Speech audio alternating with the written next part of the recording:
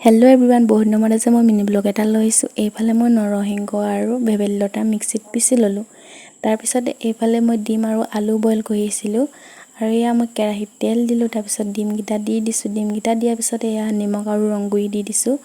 তাৰপিছতে এয়া ডিমকেইটা হৈ গ'ল। তাৰপিছত উলিয়াই পিনে ইয়াতে কাটি ৰখা পিঁয়াজকেইডোখৰ দিছোঁ। তাৰপিছত এইফালে আদা নহৰু পেষ্ট দিছোঁ, ইয়াৰ ৰং গুড়ি দিছোঁ। ইয়াতে মই পেকেট মছলা ব্যৱহাৰ কৰা নাই।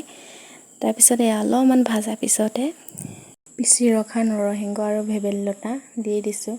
দিয়াৰ পিছতে অলপমান গৰম পানী দিছোঁ। তাৰপিছত ইয়াত বইল কৰি ৰখা আলুকেইডোখৰ দি দিছোঁ। আলুকেইডোখৰ দিয়াৰ পিছতে অকণমান উতলাৰ পিছত সোৱাদ অনুসৰি নিমখ দিছোঁ। তাৰপিছত ইয়াতে ডিমকেইটা দি দিছোঁ। এইফালে মোৰ খানা ৰেডি, লগতে কঁঠাল গুটি আৰু পুঠি মাছ ফ্ৰাই। আৰু এইফালে মই খাবলৈ বহি গ'লোঁ। আৰু আপোনালোকে কোনে কোনে এনেদৰে বনাই খাইছে কমেণ্ট কৰি জনাবচোন দেই। বহুত টেষ্টি হৈছে আকৌ খাবলৈ। আজিলৈ আহিছোঁ, বাই বাই।